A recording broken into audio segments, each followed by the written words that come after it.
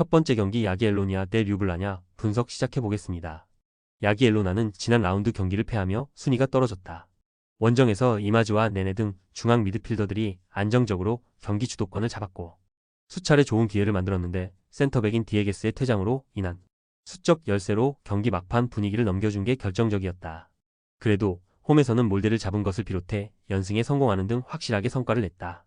류블리아나는 헬싱키와 란등을 잡고 연승에 성공했었지만 지난 라운드에서 홈의 이점을 살리지 못하며 세르클럽 브리에에 패했다. 홈에서 승리를 노리며 공격적으로 나섰기에 상대의 역습 상황에서 수비의 부담이 컸고 실점이 늘었다. 때문에 순위가 떨어졌고 이 경기에서 승점이 간절하다. 야기엘로나의 승리를 본다. 수비진의 핵심인 디에게스가 빠지는 건 아쉽지만 마테츠와 쿠비츠키 등 공백을 메울 선수들은 있다. 자국 리그 최고의 윙어인 추를리노프가 경기 내내 원정팀의 측면 수비를 넘나들며 기회를 만들 것이고 이마즈의 중원 지원이 있을 야기엘로나가 승리할 것이다. 두 번째 경기 첼레 대 뉴세인츠 분석 시작해보겠습니다. 첼레는 최근 3경기에서 승점 1점 추가에 그치며 순위를 올리지 못했다. 그러나 베티스와 파포스 등 8강권 팀들을 원정에서 만난 것을 어느 정도 감안해야 한다. 홈에서는 튀르키예 리그의 강팀인 바샥세에 승리했고 야기엘로나의 연승 행진을 막는 등 안정적으로 승점을 획득했다. 니에토와 네마니치 등 측면 자원들이 오버래핑을 통해 기회를 만들었고 브르니치가 부상 중인 쿠치스의 공백을 메웠다. 뉴세인츠는 홈에서 카자흐스탄 팀인 아스타나 상대로 대회 승리가 있다. 그러나 원정에서는 연패하는 등 승점을 따내지 못했다. 그로 인해 순위가 하위권으로 추락했고 16강 진출 가능성이 있는 24강 플레이오프권과 격차가 벌어졌다. 때문에 부진한 원정에서는 승점 추가를 노리며 경기에 임할 것이다. 첼레의 승리를 본다. 고전 중인 원정과 달리 홈에서는 두 경기에서 8골을 뽑아내는 등 확실한 골 결정력으로 좋은 성과를 낸 첼레기에 이 경기에서도 그런 내용을 기대할 만하다. 라인을 내리고 경기에 임할 뉴세인츠 상대로 네마니치와 니에토가 측면 돌파로 기회를 만들 수 있고 브르니치와 마트코가 해결할 첼레가 승리할 것이다. 세 번째 경기 란FC 대 KAANT 분석 시작해보겠습니다. 란은 이번 대회에 참가한 36개 팀 중 유일하게 승점이 없다.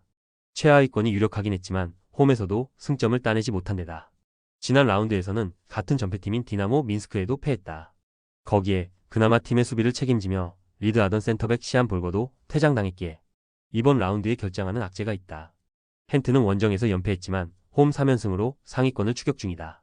지난 라운드에서는 난적 바츠 상대로 3골을 몰아치며 승리하기도 했다. 벨기에 리그 최고의 볼란치 중 하나인 옴니 간델만이 팀의 중심을 잘 잡아주며 경기를 운영했고 이토의 존재감도 확실하다. 이 경기에는 맥스딘과 시르데즈 등 해결할 수 있는 선수들이 대거 피치를 밟을 것이다. 헨트의 승리를 본다. 원정 연패 중이긴 하지만 첼시 상대로 이골을 뽑아낸 팀이고 루가노를 상대한 것도 있었다. 간델만과 이토가 중원에 나서 확실하게 경기의 주도권을 잡을 것이고 볼거가 빠진 란의 수비를 딘과 송코가 문전 침투로 해결할 헨트가 승리하고 순위를 더 끌어올릴 것이다. 네 번째 경기 인터밀란 대 우디네세 분석 시작해보겠습니다. 인테르는 타이트한 일정 속에 우디네세를 상대한다. 화요일 새벽 라치오 원정이 있었고 다음 주 화요일 코모를 상대해야 한다. 그래도 워낙 선수단 구성에 강점이 있는 팀이기에 크게 부담을 느끼지 않을 것이다. 리그와 챔스에 이어 코파 이탈리아 우승도 노리는 시즌으로 로테이션을 크게 돌릴 이유도 없다. 프라테시와 지엘린스키가 중원에 나설 것이고 티란과 라우타로가 공격을 주도할 것이다. 우디네세는 최근 세리에 팀 중 스케줄이 가장 타이트하다. 지난 주말 리그 2위인 나폴리에 패한 것을 비롯해 코파 이탈리아에서 인테르 리그에서는 피오렌티나를 상대해야 한다. 때문에 일단은 수비에 치중하며 경기를 운영할 가능성이 높다. 토방과 로렌조 루카 등 공격수들부터 상대 수비를 압박하며 공격 전개를 방해할 것이다. 인테르의 승리를 본다.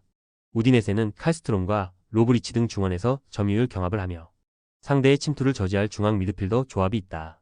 그러나 원정에서 이태리 최강팀을 상대하는 건 큰 부담이다. 프라테시와 미키타리안이 중원에서 상대의 압박을 이겨내며 경기 주도권을 잡을 것이고 라우타로와 티랑이 기회를 해결할 인테르가 승리할 것이다. 다섯 번째 경기 토트넘 대 맨유 분석 시작해보겠습니다. 토트넘은 16강에서 맨시티를 제압하고 올라왔다. 맨시티 상대로 리그와 리그컵 모두에서 승리하며 이제 리그컵 우승을 노린다. 이 경기 직전 일정에서 4셈을 원정에서 완파하며 기세를 올렸고 그 분위기를 홈에서 이어가려 할 것이다. 3개의 공격 포인트를 기록한 이후 교체된 손흥민이 좋은 몸 상태로 경기에 나설 수 있고 메디슨이 손흥민의 파트너로 공격을 주도할 것이다. 맨유는 지난 주말 리그 경기에서 더비 라이벌인 맨시티에 역전승했다. 전반 상대의 선제골을 허용했지만 종료 직전 페르난데스의 페널티킥 동점골이 나왔고 디알로가 결정적인 결승골을 터뜨렸다. 우가르테가 풀타임을 소화하며 중원에서 주도권을 내주지 않았고 맥과이어의 수비 헌신도 승리의 원동력이었다. 접전을 본다. 맨유는 우가르테와 코비 마이누 등 중원에서 토트넘의 공세를 저지할 선수들이 있다. 또 맥과이어의 경기 영향력이 살아났기에 쉽게 토트넘에게 기회를 주지 않을 것이다. 토트넘이 직전 경기 대승을 따냈지만 볼란치인 그레이가 센터백으로 나설 정도로 수비진의 부상자가 많기에 공격의 기여를 쉽게 올리기 어렵고 두 팀이 정규 시간 내로 승부를 가리지 못할 것이다. 조합은 아래 고정 댓글 링크로 편하게 말 걸어주시면 조건 없으며 스포츠를 좋아하시는 분들이라면 모두 환영합니다. 스포츠 당첨 어렵지만 그건 어떻게 하냐의 차이입니다. 두 눈으로 어떤 차이인지 직접 확인하시고 우리 모두 같이 승리합시다.